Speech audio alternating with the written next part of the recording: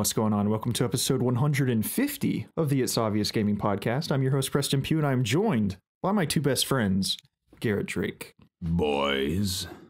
And Jacob Alka. Hey, guys. Hey, just want to let everybody know, please check the pinned comment of the YouTube video or the description down below for timestamps to skip throughout the podcast. If you'd like to skip immediately to our God of War discussion, just look down below or look in the description of the podcast service you're using, and you can skip right to that point. But with that out of the way, hey guys, how you doing this week? Jacob was just the Atreus to my Kratos. Yes. If no one I'm caught not that. your bitch. No. Yeah, whoa, man. Atreus is no bitch. He is So very far, much a part he of is to me Kratos' so arsenal. far in the game. So He's actually the brains behind Kratos' brutality. he certainly is very well versed in Nordic languages. Languages Yeah. and lore specifically. And I'm very grateful of that. And he's very, very good at keeping an organized journal as far as tips he picks up along the way, and the bestiary in particular. He is quite the asset. They're a great match together. And he becomes quite the warrior himself in the latter half of the game. I'm excited. All right, full spoilers ahead. Let's do this. Yeah, just want to clarify, there will be absolutely no spoilers at all. Me and Garrett have beaten the game, but we will not be talking about really anything story-wise whatsoever. We're purely going to talk about probably combat mechanics, maybe some puzzles. The world. Yeah, stuff like that in our ending. In our spoiler-free discussion. We will have a separate video probably coming out on the same day where me and Garrett just dive in and talk about absolutely everything, which I very much look forward to because I've been in this spoiler-free echo chamber, and I just want to shout everything from the rooftops to somebody that has also beaten the game. So yeah, let me throw this out there as well, just so everyone's clear. Obviously, you're listening to the It's Obvious podcast, which includes our spoiler-free discussion of God of War, which includes Jacob. But Preston, like a madman, beat the game this weekend. Hey, how many to days avoid did you beat spoilers. the game? You beat it in like 48 hours, right? Friday and Saturday. Yeah. It took me around 20-ish hours to kind of just begrudgingly go through the main story because, as I'm sure as people have said, this is a very big game. There is a lot of side stuff, but I did not want the any story points or any enemies or anything to be spoiled for me, so I really just wanted to get through the... You just closed yourself off from the world. Yeah. And I don't want to say I was just blazing through it. I enjoyed it. I just didn't partake in any side activities. But you're dabbling in them now. Exactly. Yeah. Oh yeah. I'm gonna go back and... It's just, I guess I play the game so differently thus far because I spent so many hours yesterday just exploring so much. Yeah. I mean, I explored, but when I would see some puzzles or a side path, I will come back to those. And the game, no spoilers, it allows you to go back to this is just how I play games. So yeah, no, I understand. I wanted to play the main narrative and just know the story of this game without any chance whatsoever of spoilers. Those spoilers they are out there everywhere, and it's a flood. Just don't even... Nothing's been spoiled for me, dude. I'm glad because there are so many awesome moments in the game that if they're spoiled, it completely ruins the impact. Like I kid you not. Well, I'll go ahead and say this now because I kind of have to say this. I played the game 4K connected, not for the review, but for video content specifically. No way. For their video review and a full walkthrough that's on their channel now. So my heart literally broke when I saw one spoiler was floating around the internet 2 days before release, and I was devastated that someone had put it out there. And at the time, 21,000 people had seen it. Now, the reason me telling you I played it 4K connected is because I have to, because obviously the walkthrough's out there and stuff. So that's why my heart broke for that situation. But it kind of sucked for me, though. I mean, I enjoyed working on the walkthrough, which you can see if you don't either have the game or don't have a PlayStation and you want to watch a walkthrough with someone you're familiar with. But it was kind of a bummer, even though I'm honored to have worked on it, because I had, similar to Preston, I had no choice but to just blaze through the story because my only goal was to get through the story. So I've since not even had a chance to go back and dabble in side quest yet. So I'm kind of in the same boat as a lot of players who have either finished the game or even similar to Preston, who's just now dabbling in side quests, that I get to experience them with fresh eyes and a fresh experience because I've not gone there yet. So it's exciting for me as well.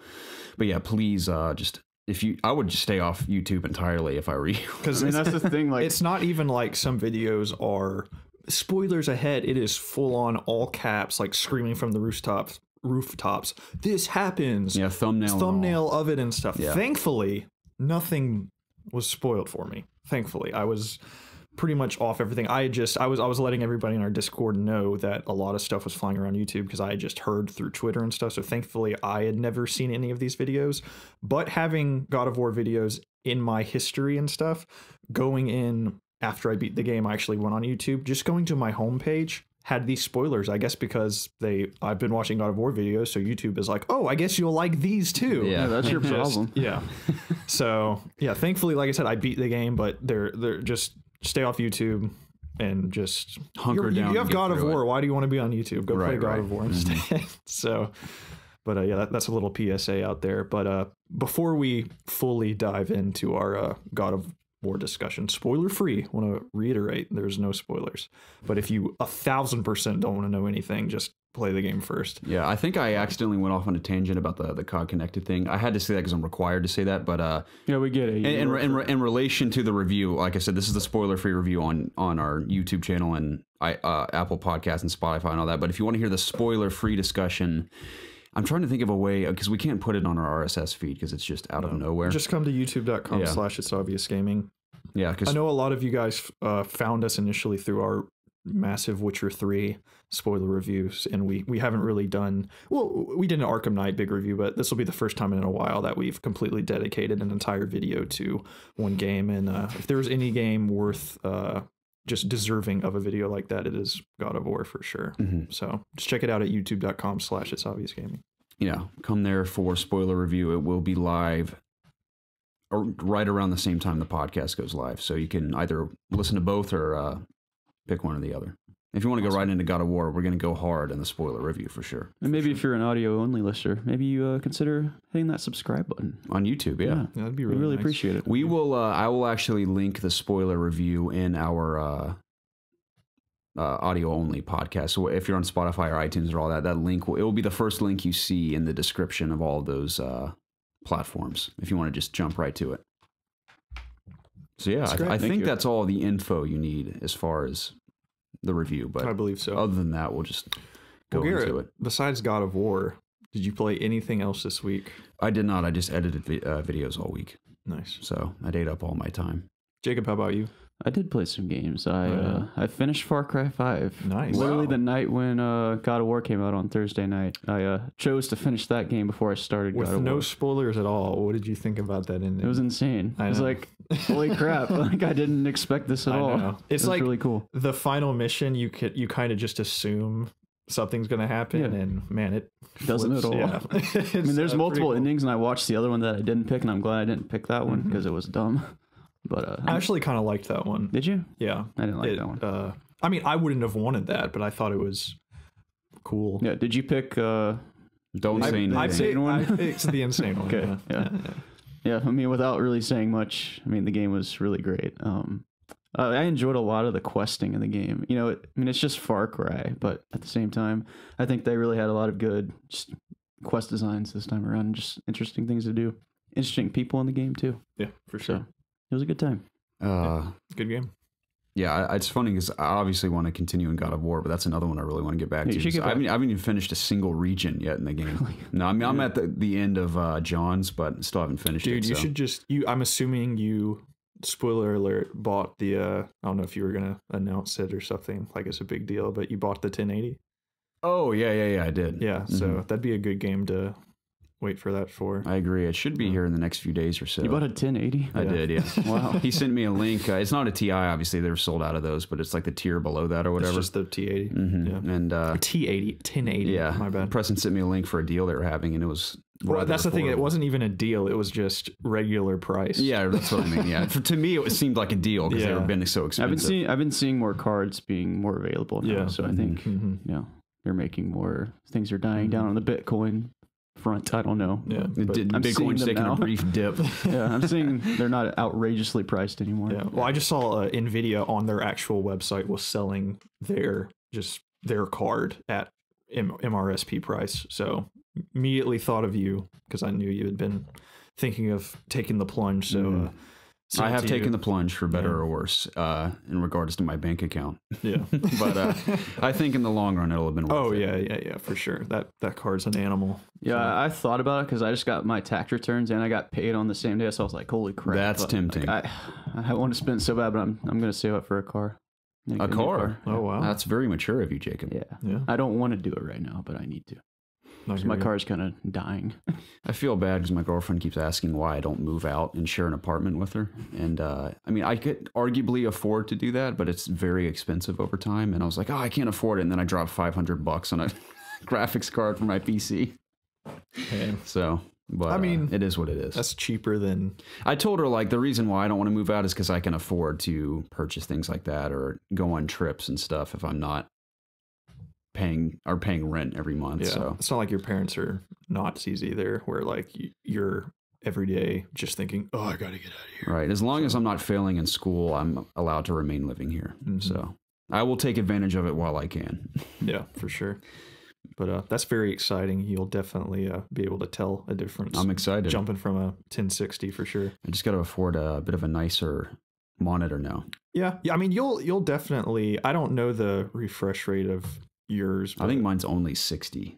Okay. Mm-hmm. I mean, you'll still be able to, if it's just run everything, just obviously in 1080p maxed out. But yeah, that definitely needs to be your next investment, cranking up that refresh rate. Probably another month from now. You have a birthday coming up too. So. I do, but I also need a new camera for my birthday.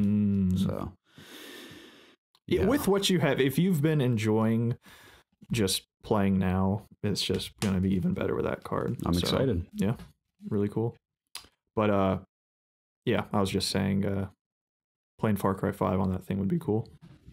But anyways, Jacob, play anything else?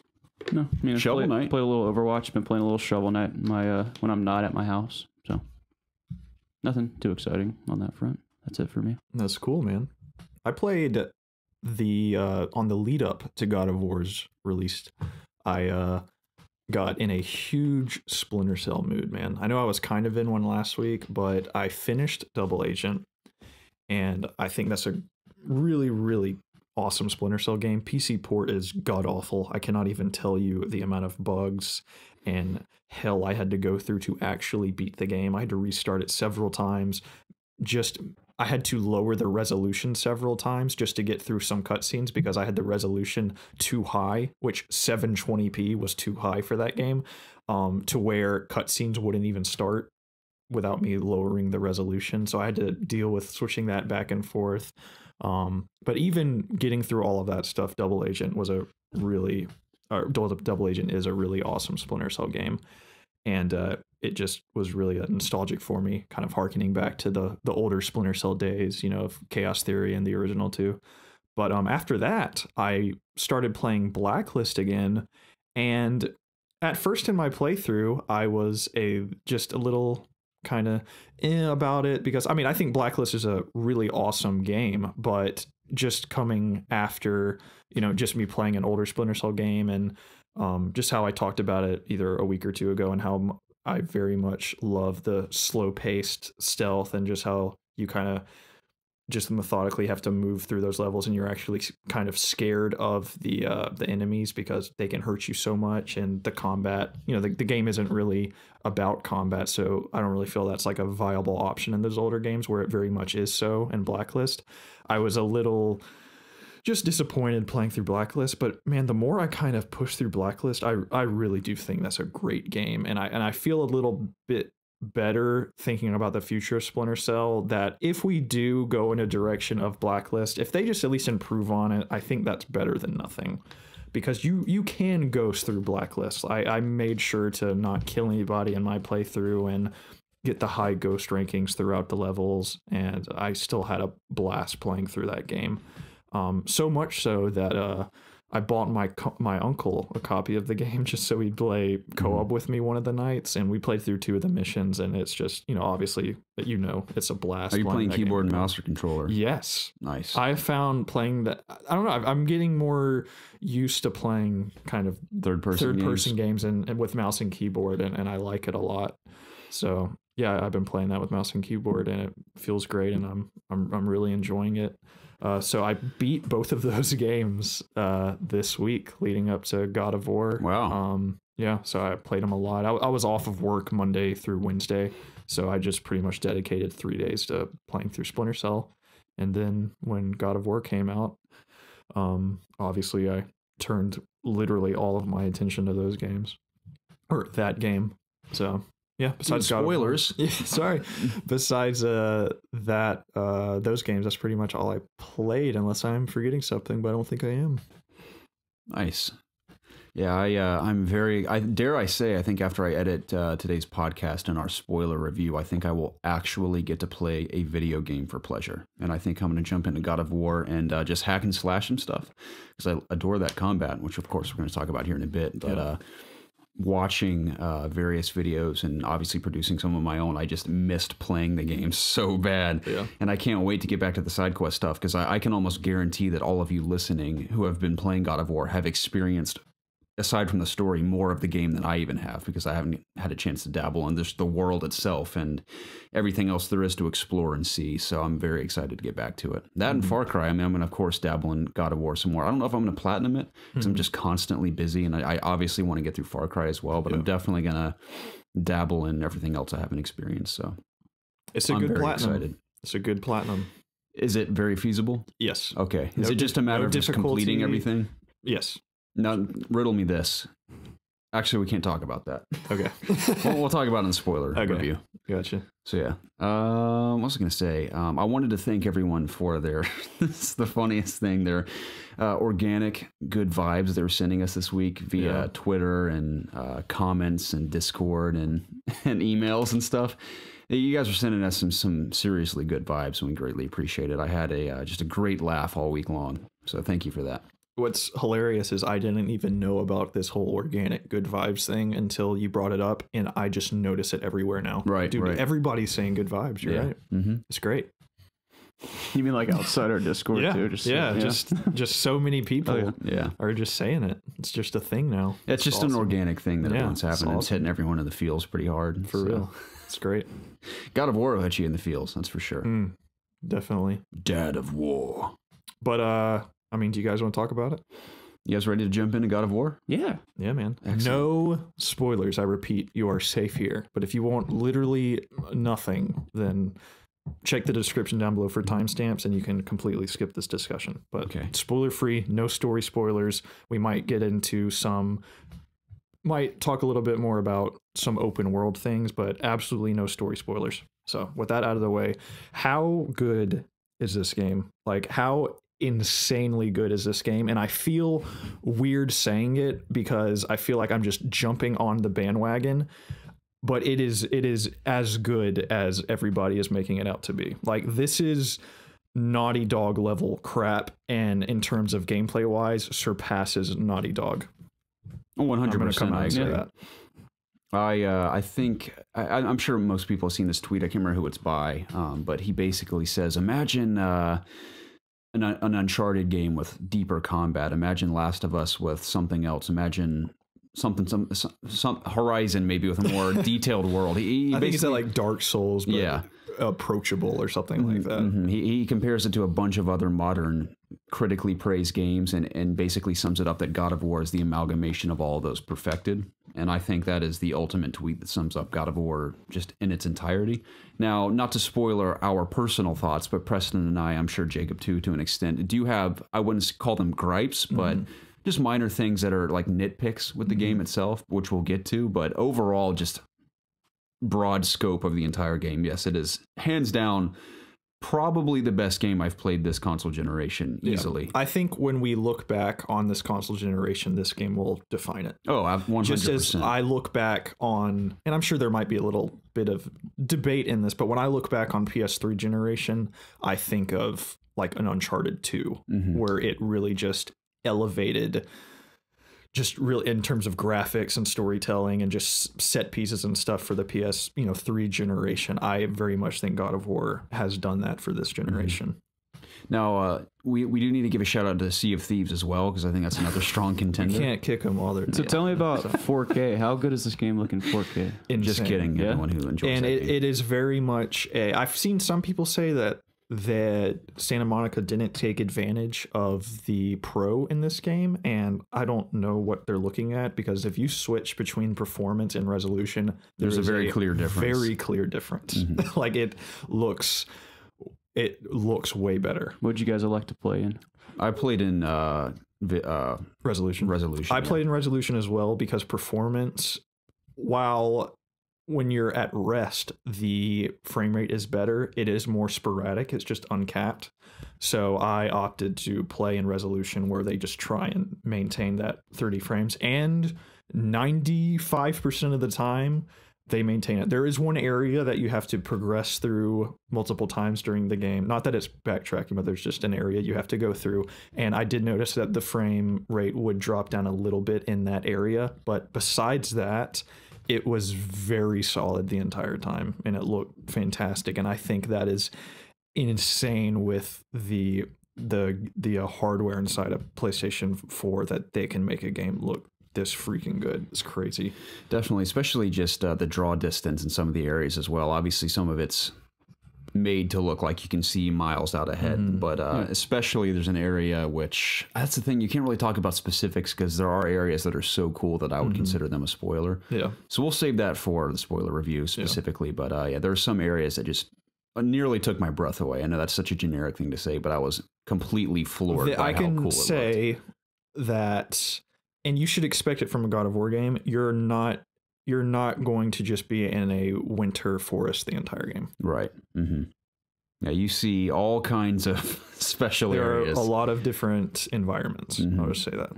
Yeah, I've only been to really one different area, I would say, so far. And I mean, it was pretty cool. And believe it or not, completely different. As cool as that place is, it's my least favorite in the game. Yeah. So like, I wasn't blown away by it, but you know, I was just like, this is a nice change up. I got a comment on the walkthrough I was doing in that area. One guy, wherever you are, you will not environments don't get stale. You're constantly no, definitely not switching it up. And that's a good segue into just the gameplay in and of itself. Is that not once? I think my parents just got home. Mind the dogs for a moment. They're going to lose their minds in the background, but. The progression of gameplay is unbelievable, not only just in terms of Kratos's progression, but Atreus's as well. I mean, the combat is incredible. It's so much fun. And that's the thing. I thought it was fun when I first started, like the opening sequence where you just start swinging your axe. Yeah. I immediately adored how much weight the axe had, but at the same time how smooth it feels to move Kratos.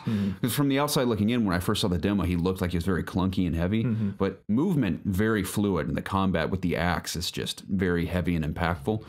I didn't even realize there was a sprint until like 3 or 4 hours. It actually doesn't let you sprint until you fight the first troll in the game. Okay, so well, I mean, it was after that for me. Oh, really? I had no idea. Yeah, it's like, God, I'm so slow. It's crazy, like you said, how amazing the combat is, and how even at the beginning, if you think it's good, you have seen nothing yet. The more you progress down that skill tree, and the more movement kind of weaves its way into combat in terms of just after you dodge, you'll be able to attack. So instead of just dodging back, you'll be able to dodge back and kind of throw your axe out like a frisbee, and it'll come back to you.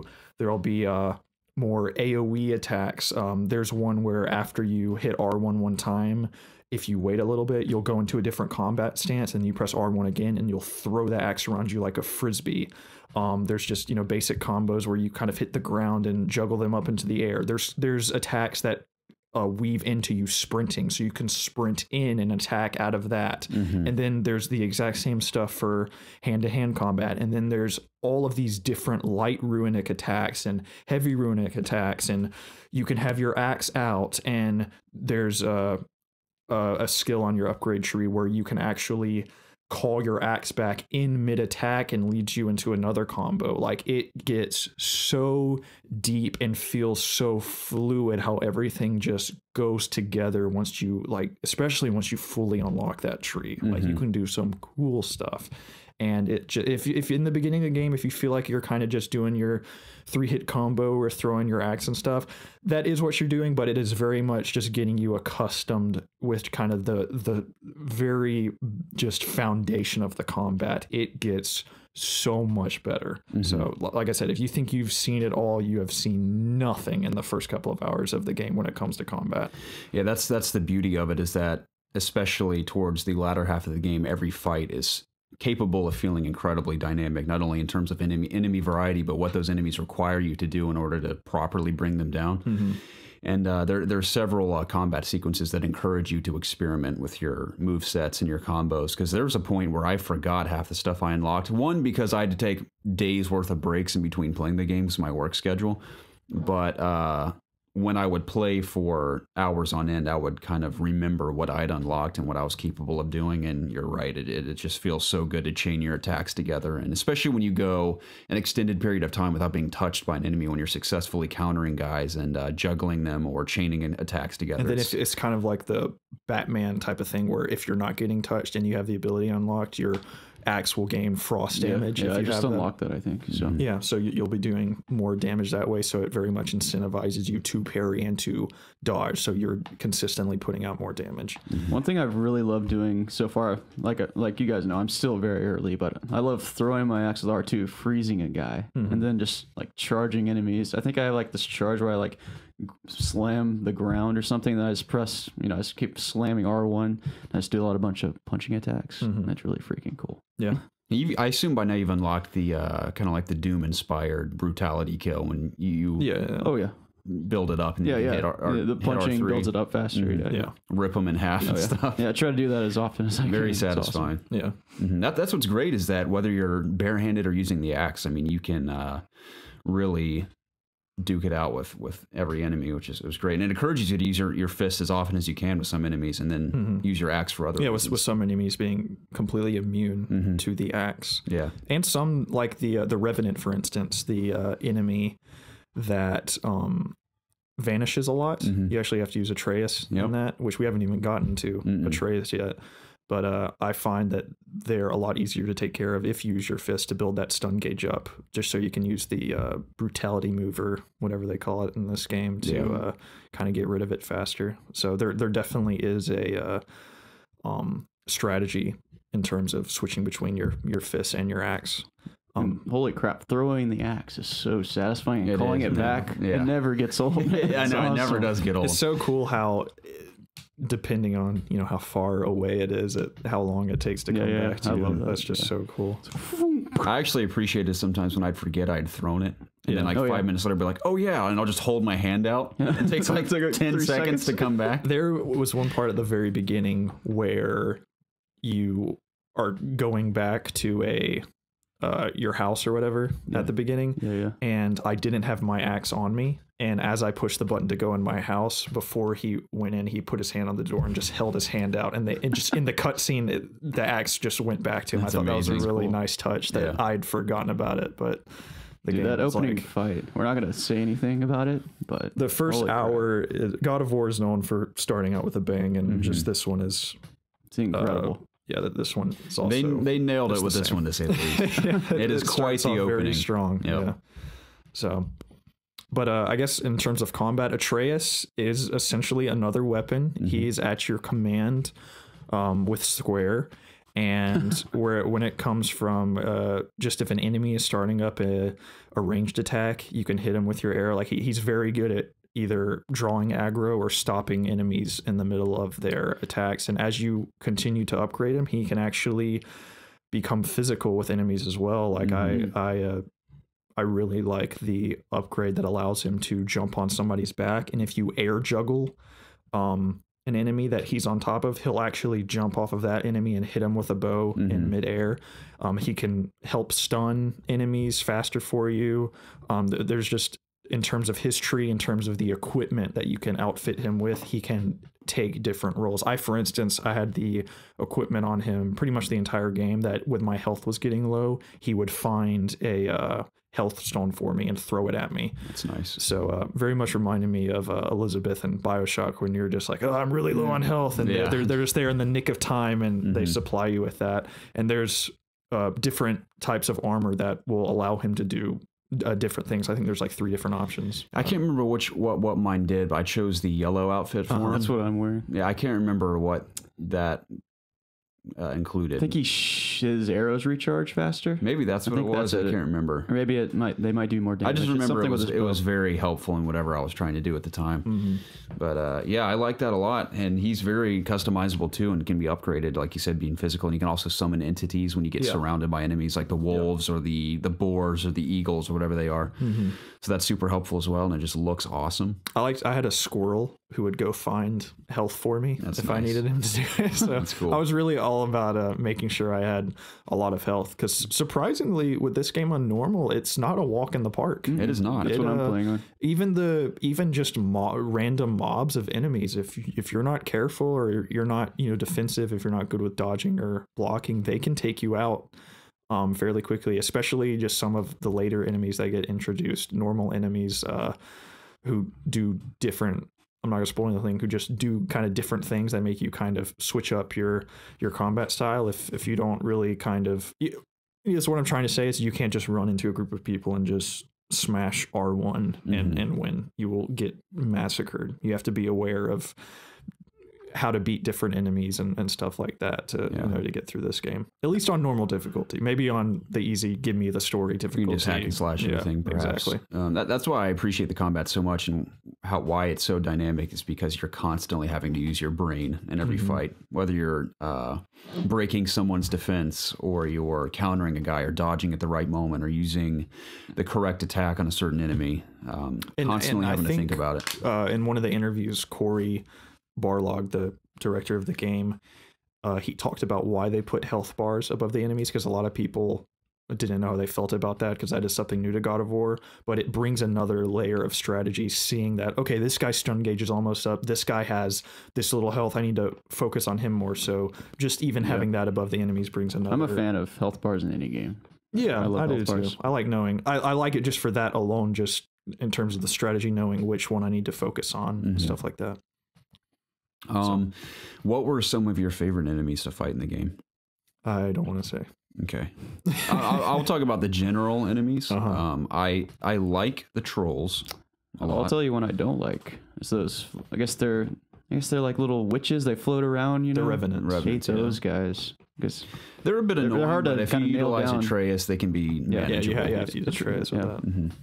But yeah, they're probably one of my least favorites. Not because they're necessarily annoying, but they just take a long time. They can be frustrating at times, I guess. But I gameplay tip: hold your axe up, hold your shield up for the ranged attacks they send out. They're a little hard to dodge sometimes. Poison things? Yeah, really? If you just hold your axe up, you'll block it.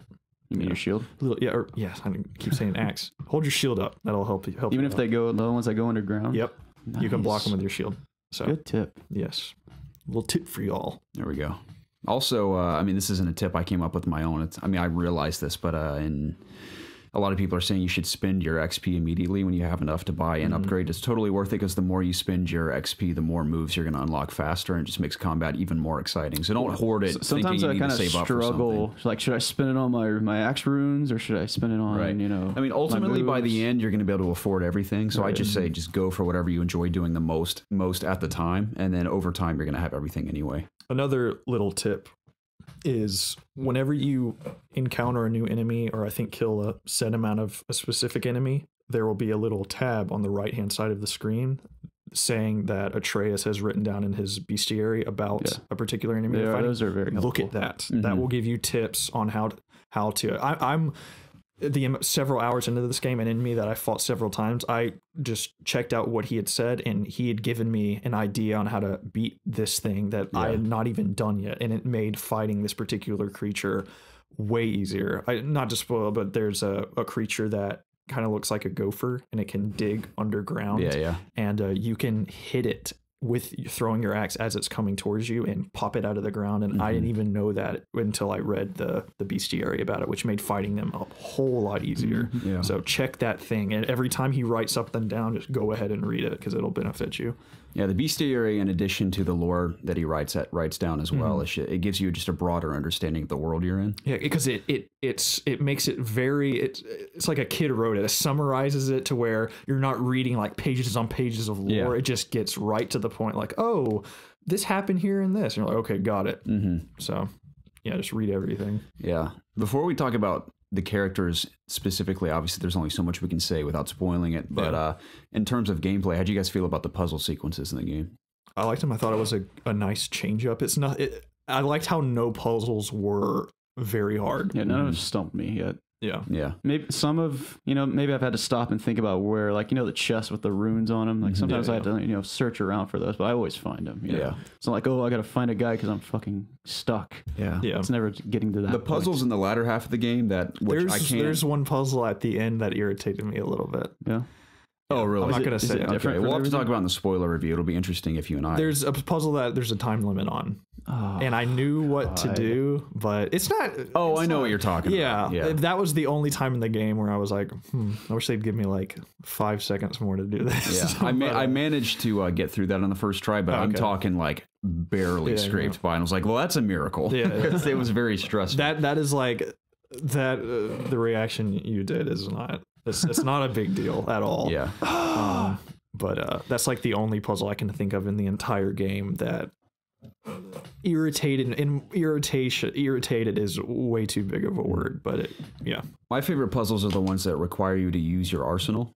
I'm not going to say anything beyond that, but in the latter half of the game, when you've progressed much further and upgraded your Kratos a lot, the puzzles get far more interesting, I think. Definitely. So, I mean, the ones where you throw your axe, like. Yeah, there's a lot of that going on too. You throw your axe a lot. That handy axe, man. Yeah. But, you want to talk about gear, the gear system? Yeah, we can talk about some of that. Some of it again is in spoiler territory, but we can talk about armor in particular. Okay, now, let me ask this: is there like really cool gear? Yes. Oh yeah, dude. I mean, I'm talking about some of the coolest stuff I've ever seen. Yeah, it's so awesome. There's like I'm getting gear, I'm getting like rarity now. It's okay. There's in-game gear. I'll say that. In-game. In-game gear. Oh, okay. Yes. Okay.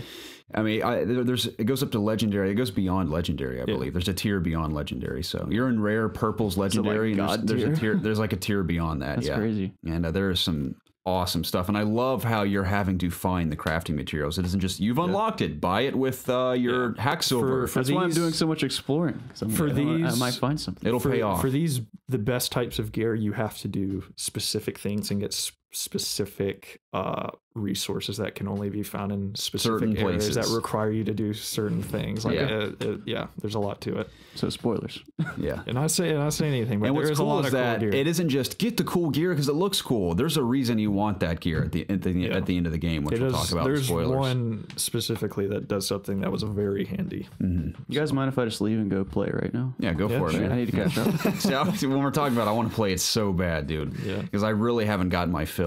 So what have we not touched on that's spoiler free? Just make sure you upgrade your gear, because gear is what your level is based off of. Exactly. You don't have an XP bar that is, I'm level 1, 2, 3. It's all based upon your gear. So make sure every time you find a merchant, which I swear, dude, they're always like exactly when you need them. They are spread. They are brilliantly placed throughout the game, dude. To where every time you see him, it's good to just kind of check in, upgrade what you have, maybe buy something else, because that will. They always tell you, like, I think you find something, then it'll be like, oh, I can make new things now. Like it'll give you a little indication. So it's always worth checking that out. Yeah.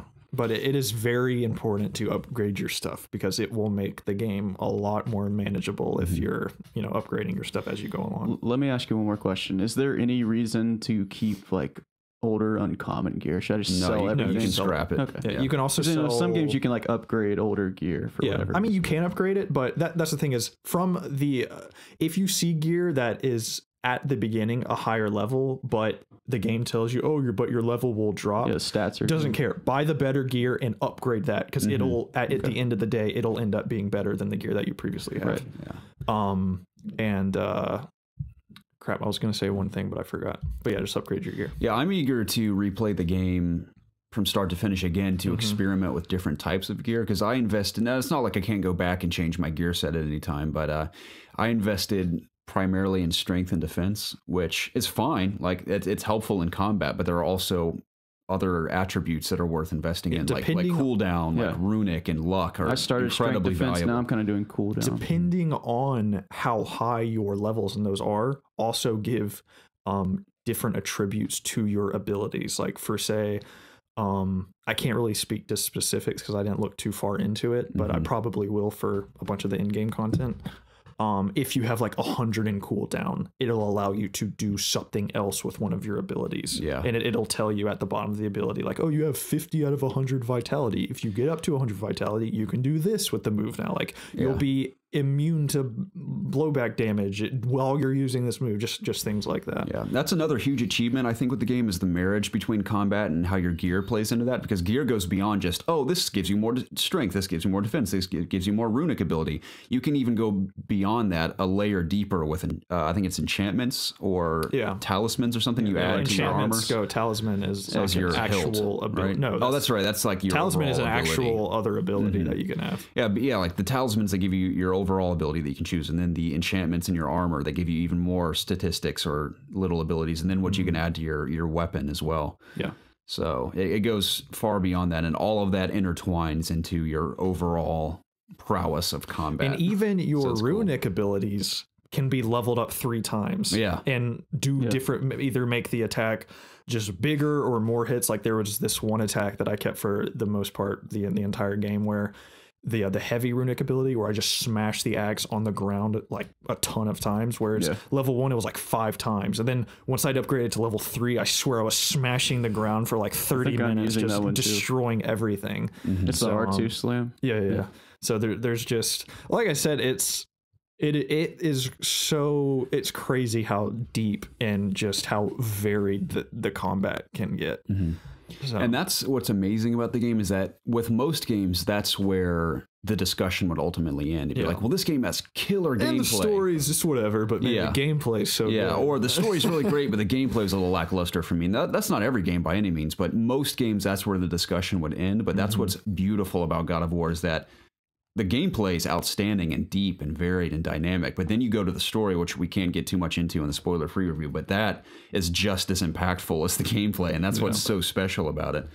So that's why I'm just... That's what I'm saying. Imagine Naughty Dog level storytelling in terms of just presentation, graphics, acting, and then put in all this crap we've said about the gameplay on top of it too. Yeah. And that's what this is. And again, we're being reserved with our gameplay discussion, which is incredible. Yeah. So, man, I can't wait to get back to it. So let's talk about a bit, I guess, the characters that we can talk about. I think the ones we can very briefly discuss is, of course, Kratos and Atreus towards the beginning of the game. We won't go too far into it. Yeah, it's like... And then maybe just the 2 blacksmiths. That's it. Okay. So, because the rest, I feel like it's just not worth risking spoilers. It's not. So, how do you feel about this new reimagining of Kratos? I wouldn't even really call it a reimagining, but just this new approach to his growth as a character. I know pretty much every podcast I've listened to or every article I've read is pretty much the exact same thing where people are saying, man, I really hated Kratos, but now I feel for him now in this game. Like I hated him in the previous games. I actually liked him in the previous games, honestly. Awesome. I thought he was cool. I didn't want to like go be his friend or anything. I didn't like emotionally connect with him, but I just thought he was a cool character. I admired the man's primal rage. Yeah, exactly. I didn't dislike him. I thought it was just cool, just playing as him, just getting revenge on all the Greek gods or something. So I'm coming at it from an aspect of where I didn't mind him as that character, but I think people's main problem is that that's just what defines him. Like that's all he is. Yeah, and the this thing game is that this game isn't throwing all that out. He knows he was like that. And I think that's all I really want to say is he knows he was like that. And with a son now, he doesn't want his son to be like him. I mean, from what I've played, he's still fucking angry all the time. Yeah, I mean, even in the E3 demo, and it's still in this game, when Atreus misses the bow, he is like, do not fire. Okay. Don't do that. Like you can tell he's still angry, but he's trying to do that. And that's where I feel for him. I'm like, like I said, he knows what he did and he's trying to be better for his son because he already destroyed his old family, and he carries that burden on him. As that hand that he's reaching out to his son with has his wife and daughter's ashes on it. He killed them. Yeah. So he's reminded from that, like literally till the end of days for him, and he wants to be better for this new son he has. I mean, it's beautiful. It's so beautiful. I love it so much. There are so many quiet moments like that resonate with me so perfectly. Not because I'm not a father by any means, but being a son, I can somewhat relate to even some of the choices and things Atreus says. I remember being a kid myself and having the exact same attitude. So I'm like, it's interesting to see it from Kratos' perspective. And I think what's, again, amazing is the progression of not only Kratos throughout from start to finish in the game, which of course we're not going to go into details, but every single character has a very strong development from start to finish in the game. And there's one character which, if you've seen the trailers, you know who he is, but I'm just not going to say his name or anything. But he's one of the best supporting characters that I've ever like messed with. Oh yeah, in a game, and oh my gosh, forever. He's incredible. He's one of my favorites. Yeah, absolutely. That's what's amazing. Every single character, even over the extended period of this game, with it being 20 plus hours, all of them have a very strong development from start to finish, which is very hard to do, I'd imagine. Yeah, there are no throwaway characters in this game. No, absolutely not. Everyone serves the perfect amount of time in the game and purpose for our main two characters, which is Kratos and Atreus. So, yeah, all of it is just so applause worthy. Yeah. And I think it's totally deserving of the praise it's getting. Of course, we'll go into some of our nitpicks, but aside from that, man, it is amazing. I love it. Yeah. And I feel like one of my nitpicks is very much, it's to be nitpicky. It's like you have to get really nitpicky. Like 99% of this game is just awe-inspiring. It's insane. It's great. It's going into this game with people telling you over and over again, 10 out of 10. Game of the generation, blah blah. You have these reserve thoughts where you're like, isn't that good? And then you play the game, you're like, yeah. It is. It really is that good. It's crazy. In full disclosure, I wasn't wowed by the game until I kind of reached nearly, it's not quite the halfway mark, but when I reached a certain point in the game, which I think you'll know when you hit this point in the game, you're like, okay, now I get what this is all about. Because I really enjoyed it up until this point, but then I really started like I said, the combat's good. Story's kind of cool. Good. I mean, it's a slow burn at the beginning. But it like the very beginning, it definitely hooks you with a really cool event in the beginning of the game. And it's not at one point I wasn't dying to go forward because the game is still that beginning part where we're not like, oh, this is a masterpiece already. It's better than 99% of other games, trying to be cinematic and stuff. So you still are trudging forward. And then, like you said, it hits a point where just with everything, the story, the exploration, the gameplay, like I said, once it starts just getting better and better, that you're just like, whoa.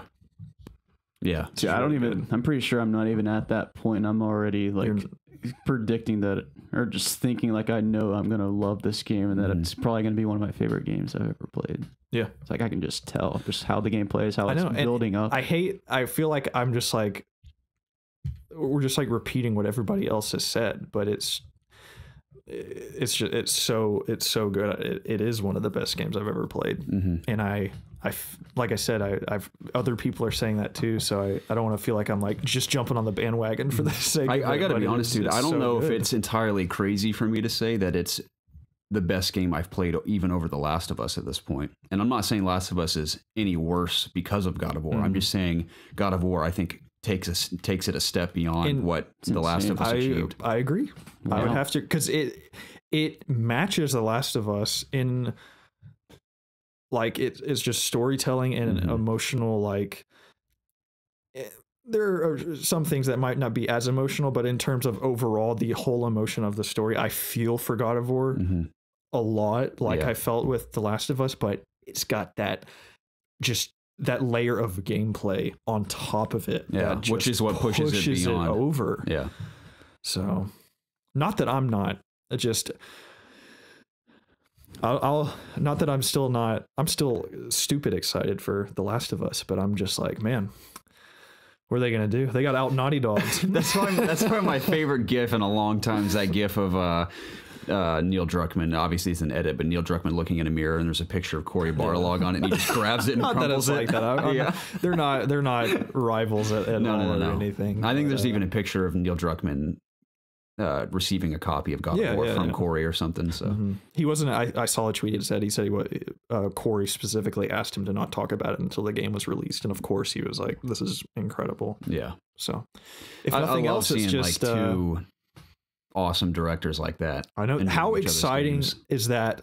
There are two developers. I don't even want to get into there are two PlayStation developers. I don't want to talk about that. There are just two developers, period, that are on this level now. Yeah. That we have games to look forward to. I know. At this level. It's amazing. It's so exciting. Awesome. Let me combat that. How do you guys feel about everyone saying that, like all Sony games feel the same now? Like, how do you guys if you think this game is a Last of Us clone, or you think all games, Sony games are the same, you flat out didn't play this game. Yeah. This game, literally the only thing that could be similar to The Last of Us is it's two people, one is older, one's younger, and the camera angle is somewhat the same. Yeah, that is the only similarity. That's it. And there's guns in Last of Us. Yeah, not a war. It's just that's kind of just like a hater thing to say, I think, because those are the only things that are, and there's an emotional story as well.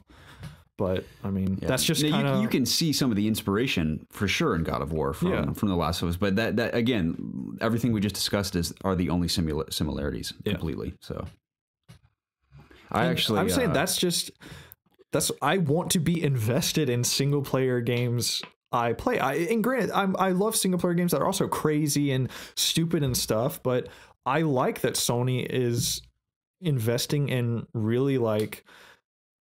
In games like this that stick with you and stuff, like, because it's not like these are the only. There's other single player games that you can get different. If you want to fix for like crazy stuff, you play Far Cry 5 and stuff. But there's only these two. There's only a handful of developers that can do a game on this level and stuff. So this is going to be a weird comparison, and probably it may make sense to some people, but this generation of Sony reminds me of A24, the movie studio. I don't know if you guys have seen any A24 movies, but their movies aren't necessarily catered to massive audiences, but they invest heavily in story and character. And some of their movies have resonated with me more than a lot of like the major Hollywood blockbusters have in the last few years. And in that sense, Sony reminds me of that, where of course, their games do appeal to mass audiences because they're so good. But in a lot of ways, their single player experiences outweigh the opposition, or what people would call their competitors, because they believe in their first party studios, especially, to create those characters and those stories. And it's totally paying off for them. And I think that's why this will be, hopefully Sony continues this into the next generation, but this has undoubtedly been Sony's best generation in the history of PlayStation, at least. It's my opinion, amazing. At least, yeah. Mm-hmm. Yeah, for me, that's how a good argument, yeah. But the A24 and Sony have a similar approach to their productions, I would say. So it's a good comparison.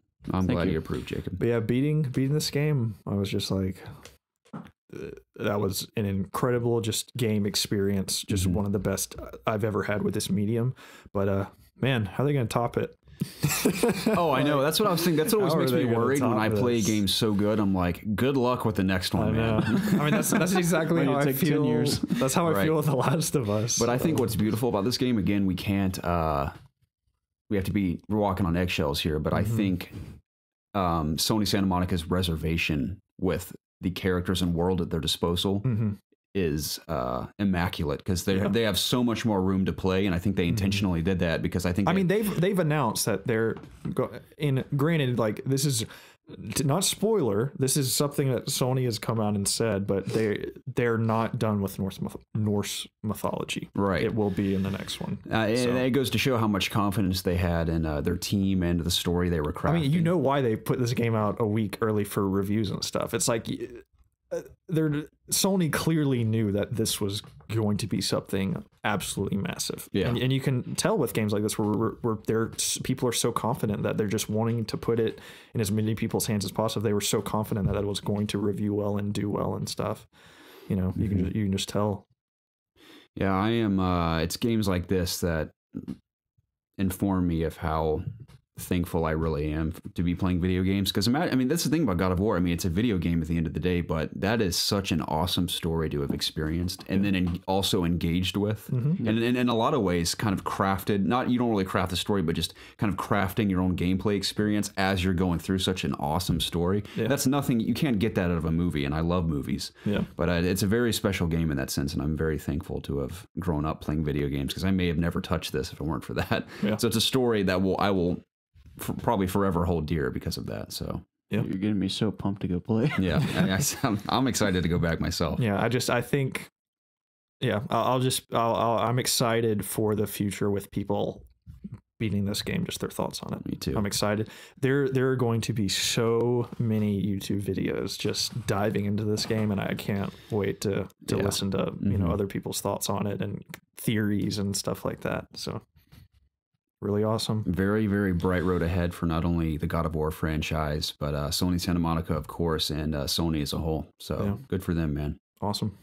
Very cool. I think that's pretty much all we can really say. In the spoiler free, and again, refer to the description below. You can find the link to our spoiler review exclusively on YouTube. We apologize for that, but we don't really have a spoiler talk type podcast. Maybe in the future one day, if our It's Obvious Gaming continues to grow, we'll do something like that. But it's only on YouTube, so we encourage you to come there and tune into the spoiler review. Of course, leave any of your spoiler-free thoughts of God of War down below. Please, please, please. Please don't spoil it. Don't spoil it. If you do and we see it, we're gonna have to delete it. So please don't. This is like top of the list of games that you can't spoil.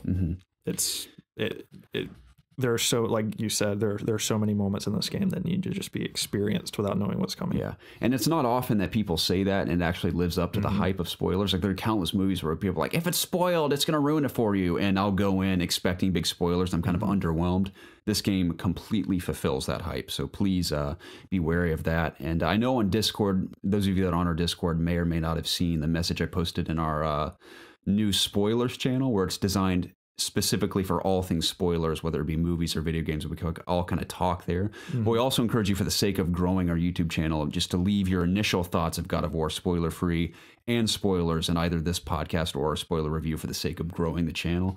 But of course, those conversations can continue on Discord like we normally would. So we greatly appreciate if you guys share some thoughts in the comments below. Yes. Nice. Yeah, you guys want to move on to some news outside of God of War? Man, you mind bringing us in? Because I have to pee so bad. Yeah, go for it. I botch it every time, but I'll do my best. It's okay. Ladies and gentlemen, this is the I already messed it up. No, this is the It's Obvious podcast, where my two best friends, I almost said three best friends, but I'm one of those best friends. Two best friends and I gather every single week to discuss video games. If you like what you hear, wherever you're listening, find us on if YouTube. you're listening on Apple Podcast or Spotify, Google Play, Radio Public is a new service we're on. Radio Public. I think I have to manually, maybe our RSS feed feeds into that as well. I think it does. I may have to manually upload the episodes there. I joined two new services via Audio Boom. Wow. We'll see if it does anything for us. But if you're listening anywhere but YouTube and you haven't already figured it out, we are on YouTube at youtube.com/ItsObviousGaming. We'd love for you to come over and subscribe. Even if you never engage with any of our content, the subscription helps us appear more in search algorithms, excuse me, on YouTube. And we'd love to grow this channel because we like investing in our video work in addition to the podcast, which we haven't done in a while, admittedly. I've been a very, very busy man, debilitatingly busy. I mean, I'm dying practically from lack of sleep, but it is all worth it, because we are very grateful for your continued support after all of these years, all of you newcomers as well. If you've only been with us for a few weeks, a few months, welcome. We'd love to hear from you. If you haven't said hello already, pop over to YouTube and subscribe, say hello in the comments, or join our Discord. Yes. All of that information can be found in the description of every single one of our podcasts on any podcasting service, or in all the descriptions of our YouTube videos can all be found there, including social media. Join us there as well. And what's something I'm leaving out? Oh, on Apple Podcast, if you have 5 minutes, even less if you're Speedy Gonzalez out there, visit our iTunes link, our Apple Podcast link, to go and leave us a review, rating, and subscription, because that also has the potential to boost us to the next level we've been fighting for so long. We would greatly appreciate a review. Yeah. That is, if you have any desire to support this channel, that is the greatest thing you can do for us, is leave us a review, rating, and subscription on Apple Podcasts. Yes. And we'll give you a shout out on the podcast. We will. Yeah, we always shout you out at the end of every episode for doing so, and we'd be so grateful. I think that's basically everything we say. Yeah. You want to say, hey, man, what's the news for me? Hey, man, what's the news? Actually, here comes Preston. We'll make him say it. Yeah. Hey, Preston. How was your pee? Good. Great. You want to say, hey, man, what's the news? Oh, are you waiting for me to say that? Yeah. That's nice. I mean, it was kind of perfect timing. You came in as we were getting to that point. Hey, man, what's the news? All right. Campo Santo was acquired by Valve. Ooh. And this is according to Jason Schreier, the industry's greatest detective, I like to call him.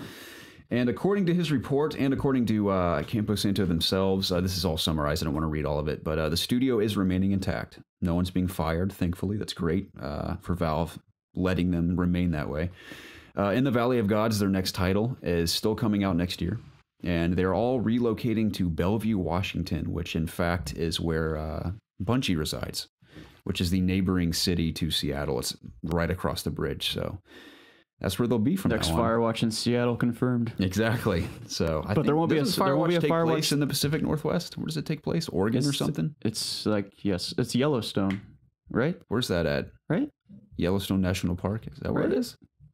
It's somewhere over there. I have no idea. I swear it was in Yellowstone. It's in the woods. Right. In the mountainous woods. He's right. It's woods.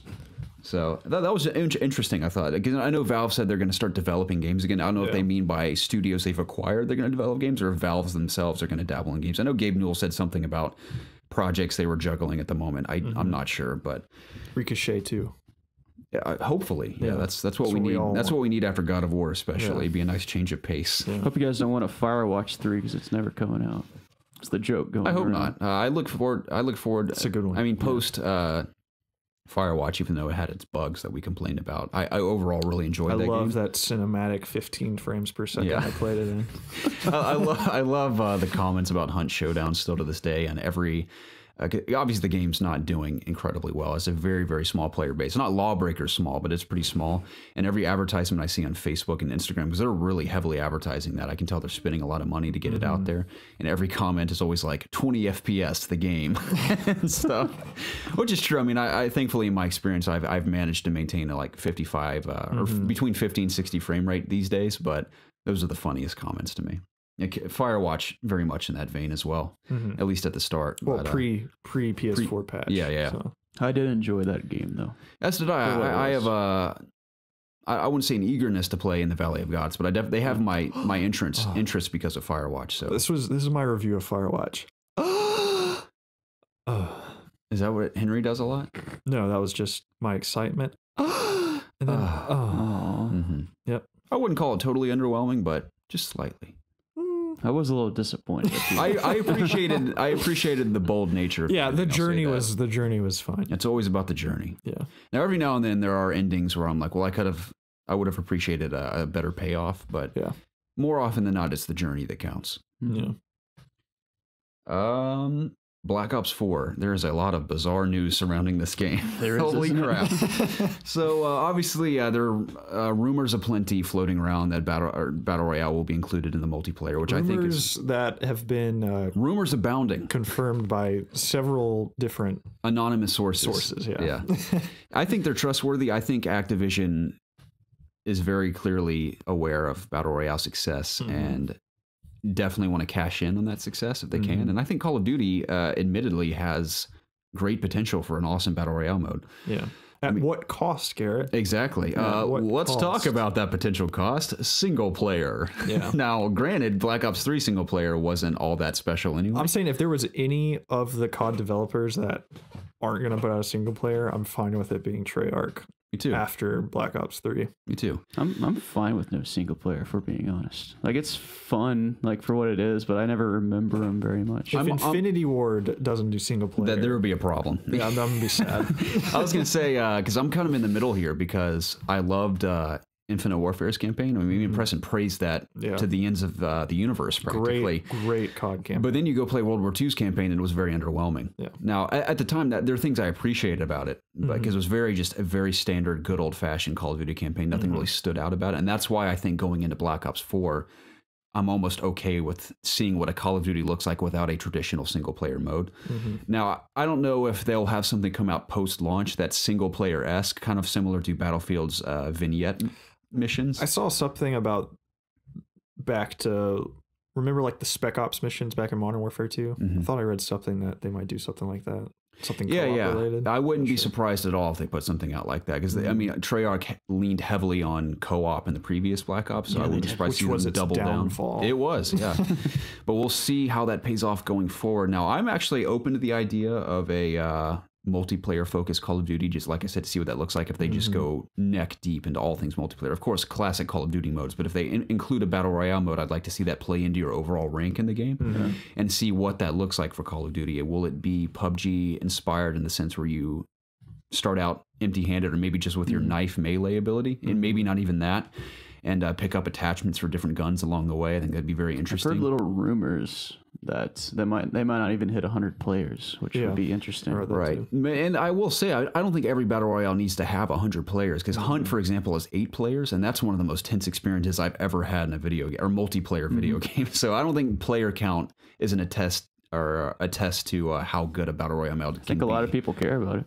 I think player count... If the map is built around that, I don't see a problem. Right. Even, let's say there's 30 players total. Like, if you're going to tell me if PUBG only had 50 players on a smaller map, it wouldn't be just as fun or whatever. I don't know. Yeah, I think PUBG. I think so, it would. Yeah, I think now my greatest hope, which is I'm sure a lot of people feel the same way, I hope that they do something unique with it, not just it's basically PUBG or Fortnite just with Call of Duty mechanics. So I don't know. We'll see.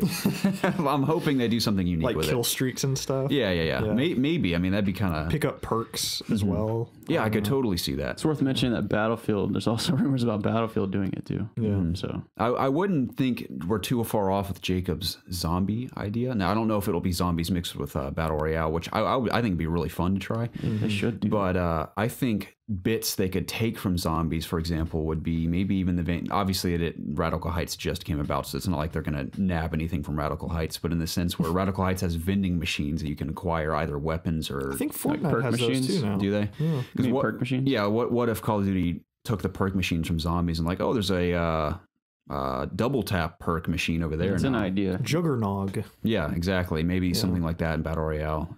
And now, I think ultimately will be what will be most interesting is the setting Black Ops 4 is set in. Will it still be futuristic or will it be modern day? We don't know. Instead of like zombie maps, they just released 4 different BR maps. Yeah. What if they launched with traditional Call of Duty multiplayer with, of course, like 12 maps, however, 8 to 12, however many they typically launch with. But in addition, it's like we don't have just one Battle Royale map. We have 3 to launch with.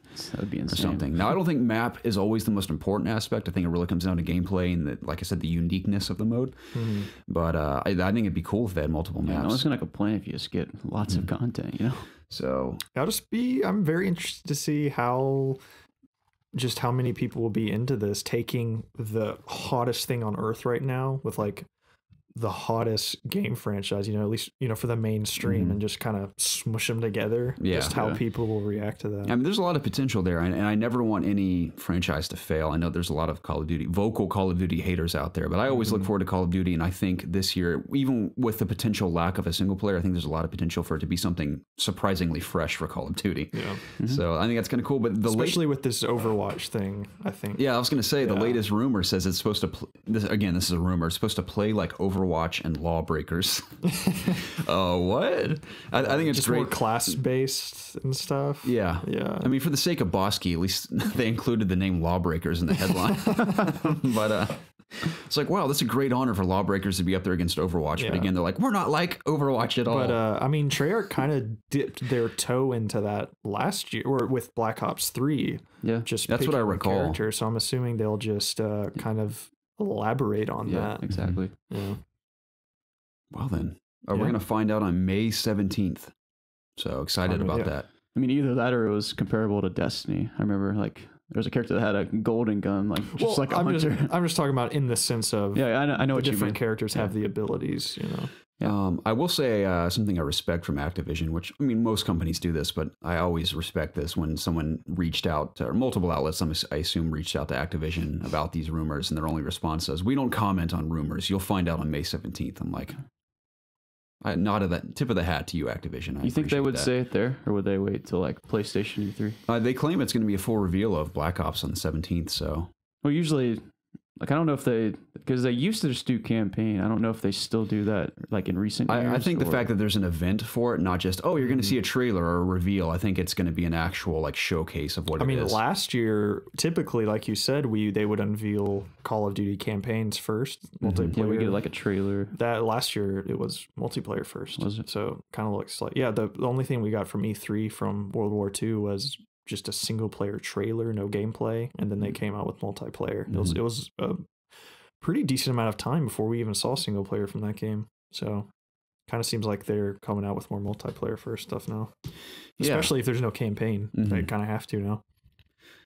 I guess we can touch very briefly on, again, more rumors coming out about Battlefield, like we said, having a battle royale mode. And I think I'm trying to get in the mindset of to not be because originally I was like, man, there is a whole lot of battle royale popping up all over the place, but I think I need to look at it more through the lens of just the popularity in and of itself. Because I mean, when Call of Duty came around, everyone was trying to mimic the mechanics and just the perfection of Call of Duty shooting.